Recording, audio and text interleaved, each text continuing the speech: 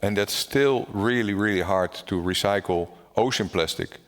Also on the beaches, there's ocean plastic in these places, a lot of plastic. So we need to do something about the recycling. Why do we produce so many different types of plastic? 20% of the plastic that is produced can be recycled if you recycle it the right way. Welcome to The Sustainable Edge, your podcast that moves sustainability beyond talk. You get to hear sharp perspectives and leave with insights you can put into action. I'm your host, Joachim Nahum, and this podcast is produced by Position Green.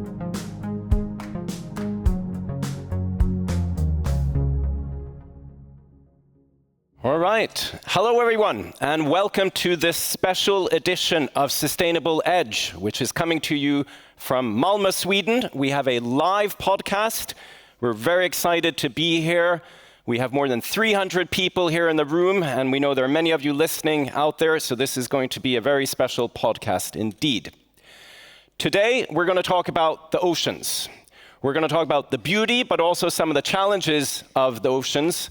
And let's start off with some fun facts, or maybe some of them won't be so fun. But did you know that more than 50% of the oxygen that we breathe actually comes from the oceans? And also 1/3 of the emissions that we emit are absorbed by the oceans. The oceans are critical for the way we live as human beings, for our planet, and also for marine biodiversity.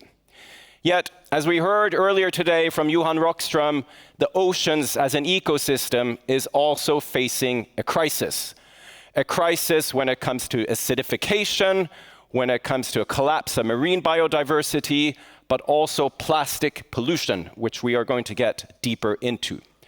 We're very lucky to be joined today by a person who has not only traveled the oceans, but devoted his entire life to protecting them. So we could not be more fortunate to have Florian Dirkse with us today, who's already been introduced as the co-founder of the Ocean Cleanup. But please, let's do another round warm applause for Florian joining us here today. Welcome. Thanks.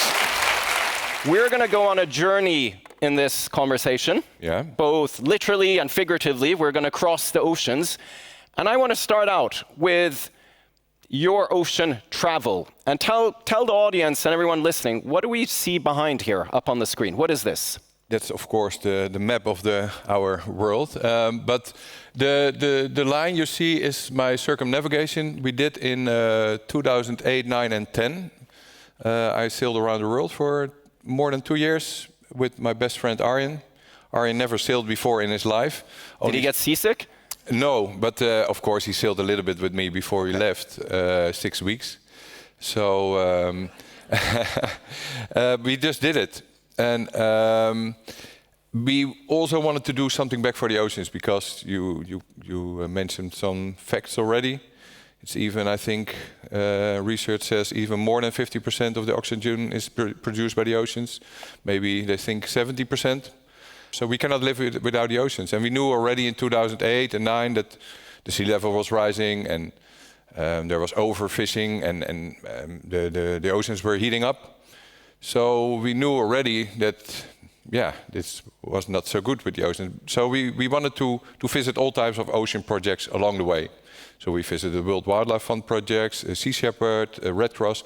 It was a wide subject. We wanted to tell people more about the important role of the oceans. And just tell us again what we're seeing, the route you traveled. It started out in Curacao, I believe, and then you ended up back in your home country in the Netherlands. But you've obviously traveled quite a distance here over 2 years. Yeah, it was quite a lot. As you can see, Curacao there, it's a Dutch island in the Caribbean. Then we did the Panama Canal. And we did the whole Pacific. And to give you an idea, this long line from the Galapagos to the Marquesas, the French Polynesia, that was a trip of 21 days and nights. 4 hours me, 4 hours Arjen. So we did shifts. And after 21 days, you arrive in paradise. But then the trip continued for 2 years. And then we went all the way up to the Red Sea, through the Suez Canal, around Gibraltar. And then we arrived in 2010 in Amsterdam. Amazing. And what was the distance you actually covered? Yeah, we calculated a little bit, like 50,000 kilometers, and with the speed of a bicycle with a flat tire. Exactly. That's what that stuck with me. If anybody's bicycled with a flat tire, imagine doing that for 50,000 kilometers on the open seas. And here we see up on the screen now, this is the boat that you traveled with for 2 years. Yeah, this was our home for 2 years, sailing out Pegasus, 1985. We did a complete refit on it in Curaçao when we bought it. We bought it blind. We never sold the boat when we bought it. Crazy idea. But this was the end result, and I'm really happy with this result. And you can see also a couple of wind generators and solar panels. Nowadays, the solar panels would be much bigger and better. But we were able to sail self-sufficient for 2 years around the globe, and that was this feeling to be self-supporting from sun and wind energy. We had a water maker making drinking potable water from seawater, and this feeling was amazing. And it's quite handy, of course, when you are only on the open ocean or anchored up in a bay. But this was great, yeah.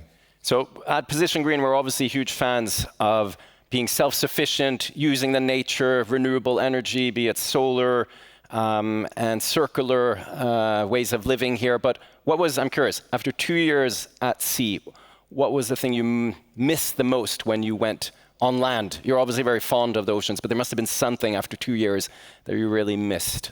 Yeah, sometimes, yeah.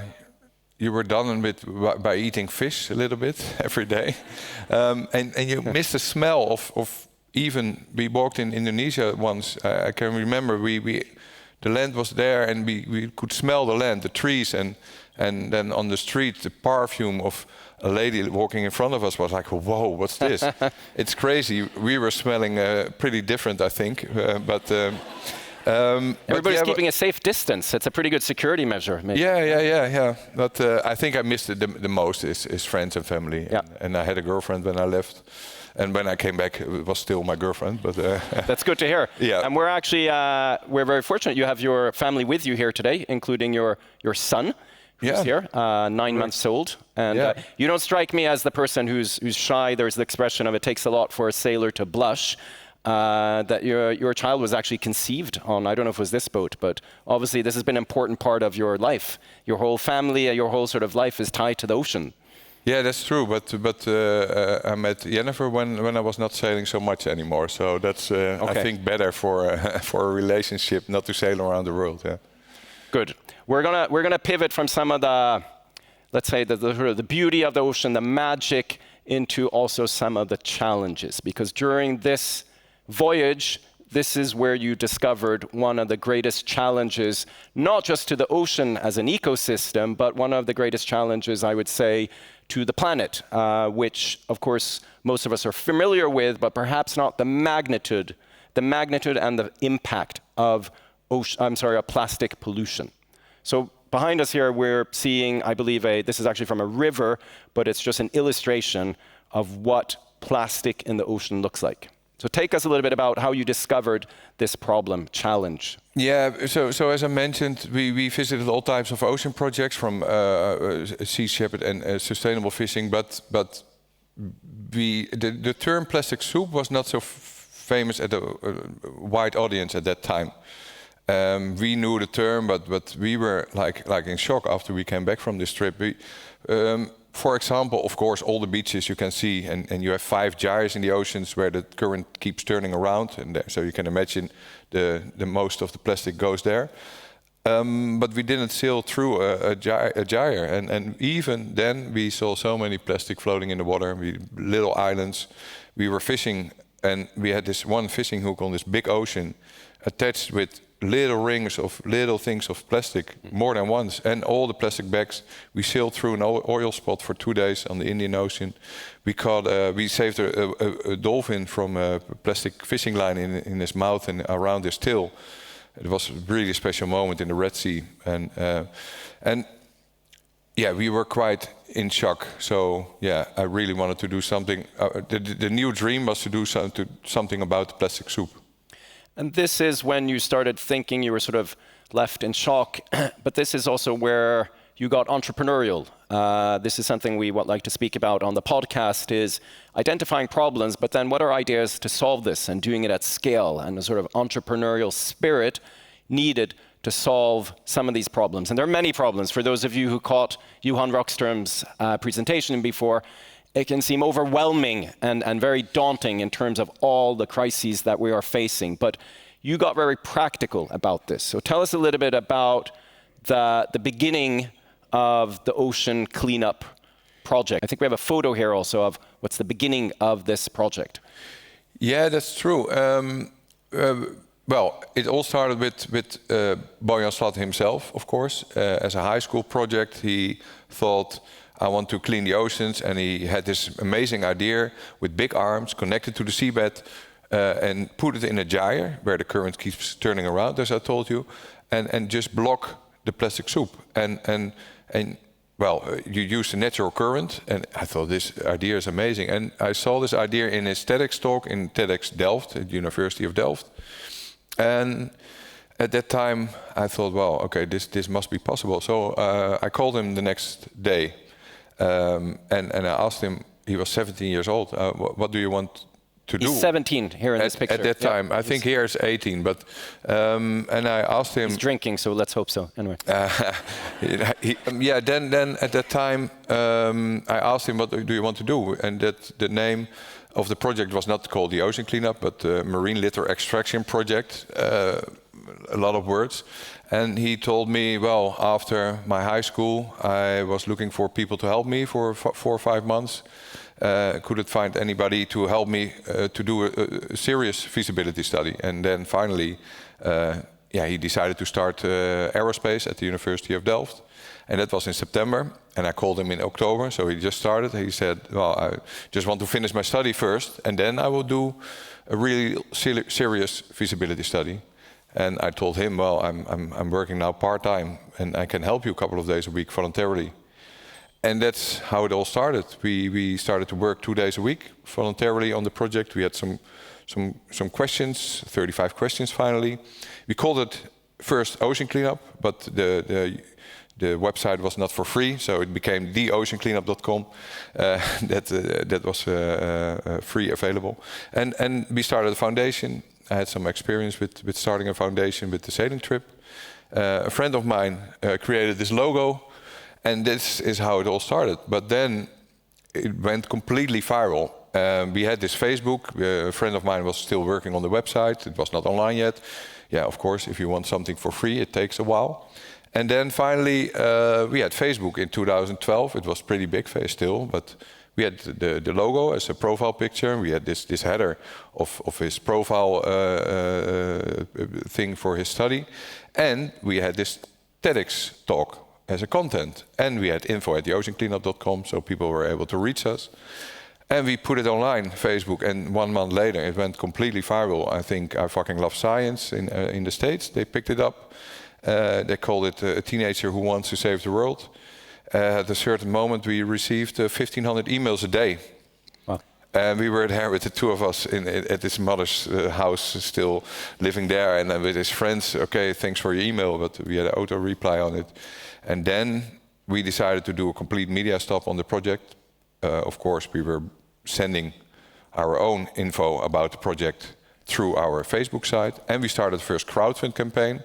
And at that time, 2013, I think, crowdfunding was only popular in the States, but for us in Europe it was not so. But we received $90,000 within 2 weeks, and it was amazing. And then the University of Delft gave us this office. This was the first office, and this was the first team, and the first anniversary picture. It was really in the beginning, this, yeah. So you went from sort of University of Delft to superstardom, basically. You know, Boyan in Sweden, obviously, where is perhaps Greta Thunberg is the most well-known, yes, but sure. Obviously Boyan became kind of a superstar as well in sustainability, as this was part of the optimism, and we've heard about this before, that there's a sort of optimism curve here, a hype cycle.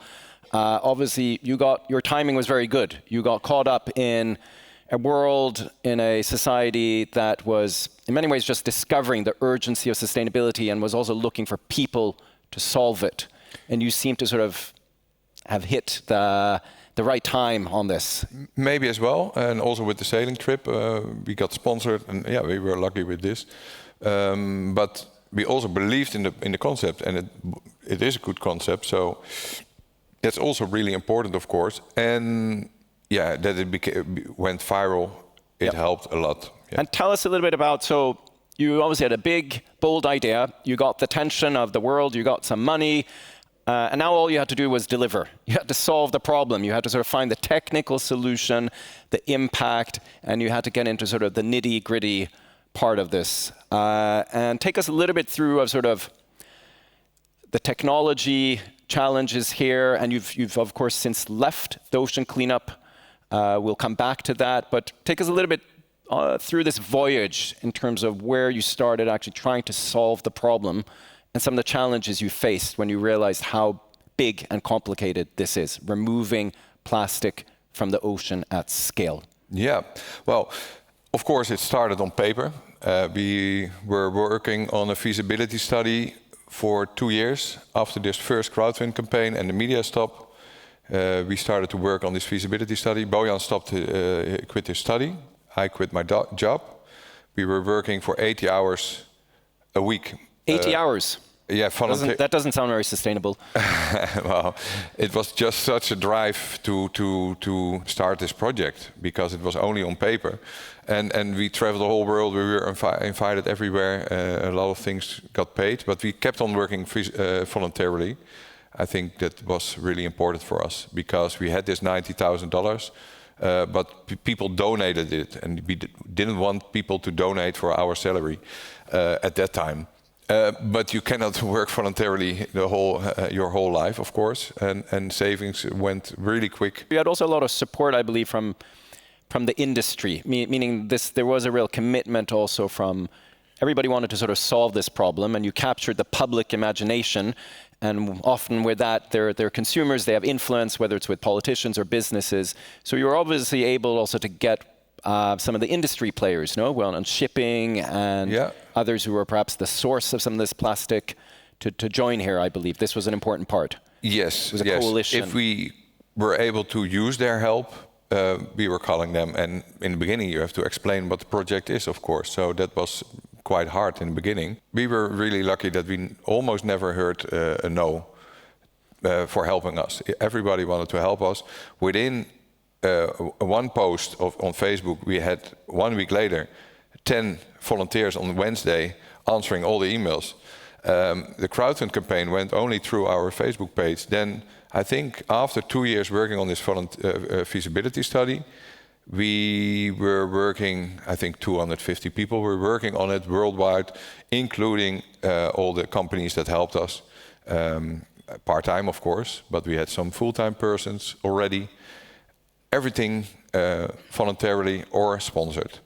Do you think one of the reasons for why people got so engaged, whether it is at the individual or corporate level, is that it's a very sort of identifiable, it's easy to identify as a problem, right? When we talk about sustainability, it's often a little bit vague, and we're talking about climate change, but this is very concrete. And like when you see plastic in the stomachs of dolphins and fish, and we obviously consume, well, hopefully not dolphins, but fish and other things that come from the oceans. Is there something that sort of just connects to us between oceans and us, and we see this plastic? Is that what sort of really gets people? Why were people so engaged? Like, how did you sort of, what was it that was evoked? Yeah, I think that helps. The pictures with this documentary at that time from this guy from Hawaii with the stomach of a seabird, albatross, I guess, and the fact that they think 3,000 seabirds die every day on ocean plastic. It's crazy. Every day.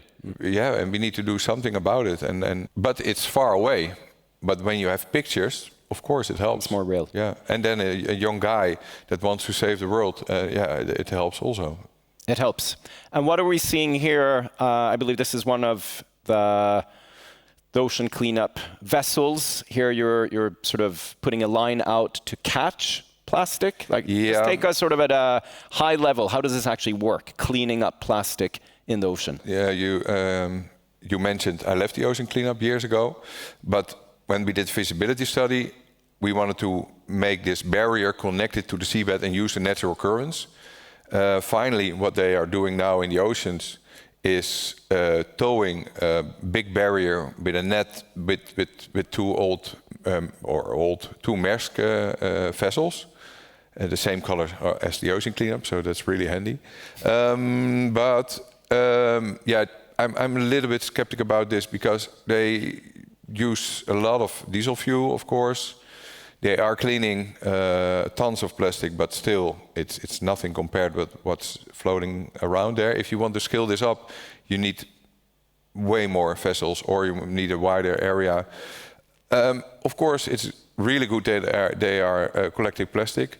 And here we see some of the plastic collected, right, in terms of the nets that are correct. Yeah, I know already it's really hard to connect the plastic, and I really hope this is an in-between phase for this feasibility concept we did, like connecting to the seabed and use the natural currents, and you don't need these vessels anymore. Once a month, a big vessel goes there, collects the plastic, and goes back, and it can be recycled. So it's kind of like catching crabs, or like for us who are from Scandinavia, we know we put out sort of baskets, and then you go collect them 2-3 days later, and then it sort of collected the plastic, and then we collect them. Is that the concept? That was the concept of the feasibility study, and I don't know exactly why they are not connecting to the seabed. It's not easy, of course, with 4 kilometers depth. It is possible. We made the calculations within the feasibility study. Yep. So I hope this is an in-between phase, because it is hard. But I also believe a little bit more in cleaning, a bit more in cleaning the rivers, because they think 90-95% of the plastic in the oceans comes from rivers.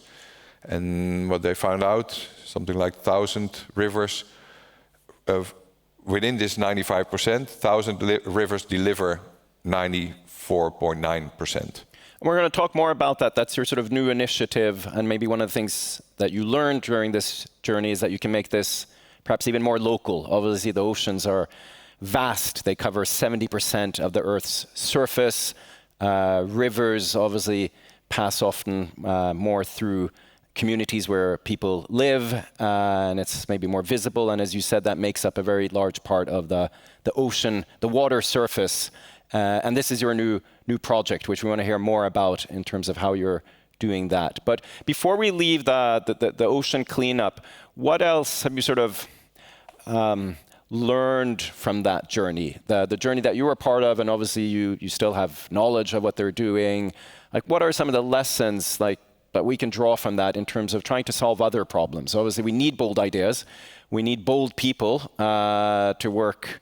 To have this commitment and willing to put in a lot of hours, and of course capturing the imagination of people. It's very hard to do this unless you can engage communities and sometimes put pressure and sometimes have their energy. So what else have you learned from that project, if we can transfer some of that knowledge to other environmental or sustainable challenges? Of course, it's not easy to get the attention and get people to know about your project, but I think if you really believe in the project, in this idea, the same with the sailing trip, we were able to get sponsors, a lot of media attention. Also afterwards, of course, much bigger with the ocean cleanup. If you believe in it and you go for it, and of course it helped, I think, that we kept on working voluntarily, then you get this team and you get bigger and bigger. But I believe if you really believe in it and work hard for it, and you have this great idea, it is possible to find.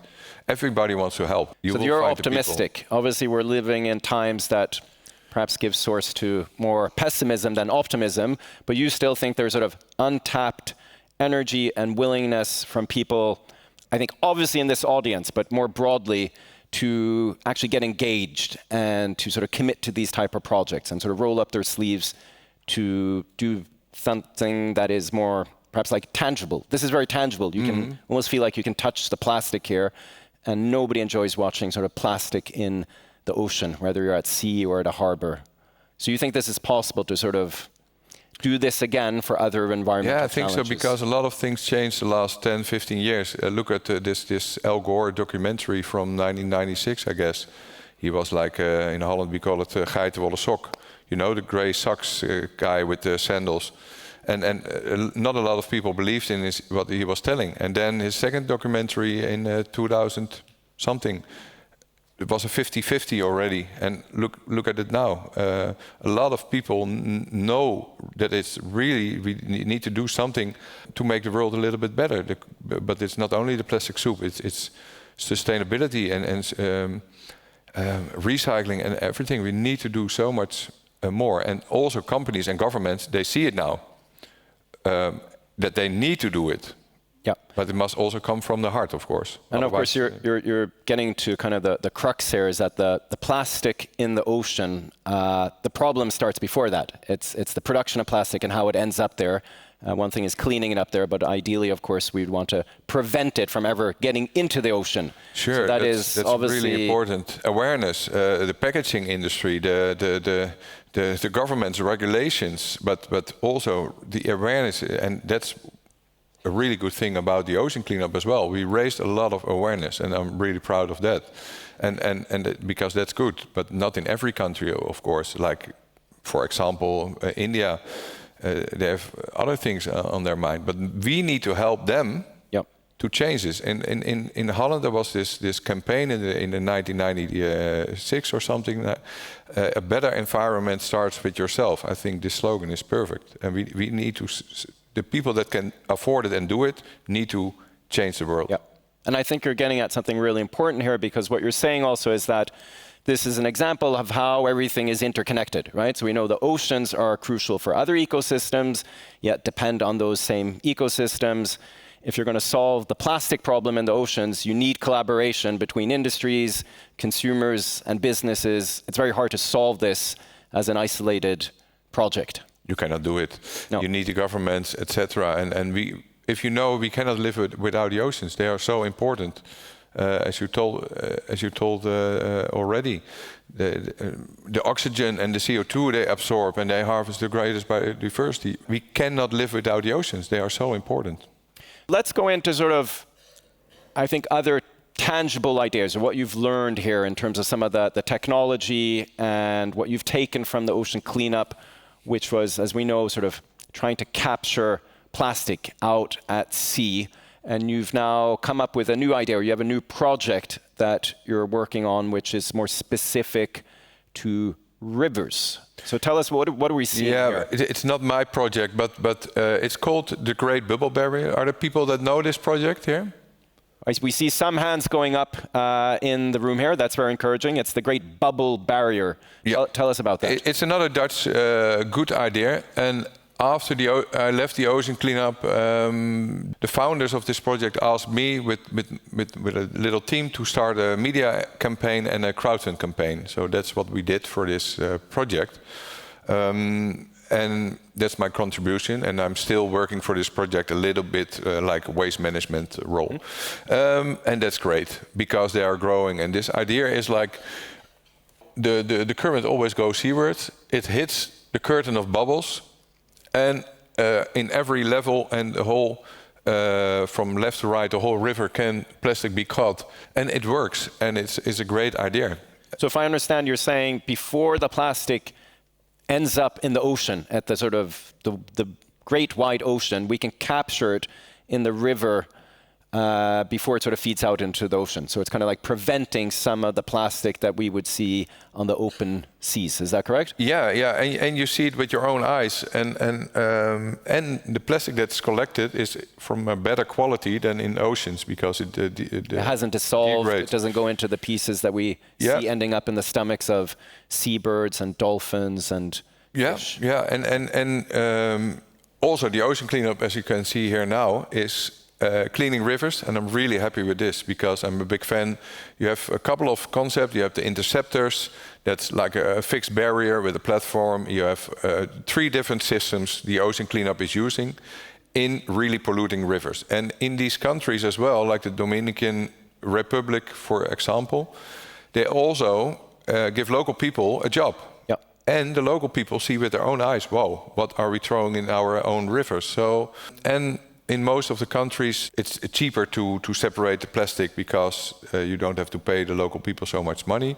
So I think, and the quality of the plastic is better. And of course, it must not end up in the rivers. But I think if we put more interceptors and great bubble barriers in the rivers and also different systems, then working better than cleaning the oceans at the moment. Yeah. And I think you just came with a great example on how this is not just an environmental agenda. Again, we've heard from previous speakers today that to solve the environmental challenges, we need to tie it to the economic activities of corporates, of individuals. There needs to be sort of an economic upside or a downside that is made by why the environment matters. Pollution on beaches is something that's very visible. If you've traveled to beautiful, what would be, they're still beautiful, beaches and countries such as Tunisia, Ghana, a lot of African, Asian countries where the beaches are completely inundated with plastic. So what could have been a tourist spot, what could have been a nice place to swim for locals or tourists is completely ruined because of plastic. And if you remove that, you are essentially enabling economic prosperity and livelihoods, and you can kind of build tourism again. So it's a barrier for economic activity as well. So basically there are upsides not just to the planet and to seabirds and to marine biodiversity, but some people who have their lives tied to this or could have better livelihoods. Yeah, but it's also you cannot live from voluntarily helpers. No. And the waste that you collect, is it recyclable? And that's still really, really hard to recycle ocean plastic. Also on the beaches is ocean plastic in these places, a lot of plastic. So we need to do something about the recycling. Why do we produce so many different types of plastic? 20% of the plastic that is produced can be recycled if you recycle it the right way. So you're saying also we need some kind of financial reward system for picking up the plastic and handing it back, not just volunteers walking on the beaches? For example, we need to do more. And it's all about money, of course, always. And I think we have another picture here of, this is again from the ocean cleanup, but it again just sort of illustrates the magnitude of the problem here. But what else have you learned from this being involved in this more recent project with the rivers? It sounds like you've adopted, not just you, but the ocean cleanup has kind of adopted its technology based on what it's learning, it seems. The fact that they're now cleaning rivers, there's obviously some kind of lessons learned, there's adaptation, there's new technology. So it seems to sort of be making progress, even if you may not agree with some of the choices here, if I understand. Oh, not agree. That's not the thing. I think it's hard, and I hope we don't have to tow this barrier with diesel-consuming vessels. That's the only thing. But what I see is cleaning the rivers. Look at this amount of plastic, and I also see it within the Great Bubble Barrier. What we catch. You think, okay, is it true 90% of the plastic comes from rivers? It is, I think, because I see it with my own eyes now. A lot of plastic. And we didn't talk about microplastics yet. That's also a big problem. Boyan has every washing machine a filter for this microplastic. It's crazy. So that ends up basically from our clothes. We sort of end up wearing microplastic. We consume microplastic. If we opened our stomachs now, we would find microplastic, right? Yeah. But still, if they find out that you get cancer from it or something, okay, I think within a year everybody has a filter on the washing machine. I don't know. Maybe they have to prove first that it's really bad for your health because there's some research, but the real proof, I don't know. I'm not the expert as well in this subject, but. But I want to ask you a slightly personal question. We mentioned that you have your son with you here today, somewhere in the audience. He's behaving fantastically. There's no crying. He's obviously very absorbed with this, or sleeping, I'm not sure. But what future do you see for your son, Rinus, right? Yeah, correct. What does the ocean look like in 10, 20 years, if he's going to sort of follow in his parents' footsteps of having a connection to the ocean, wanting to swim in it, wanting to sail, wanting to sort of travel? What does the ocean look like? What do you think in 10, 20 years?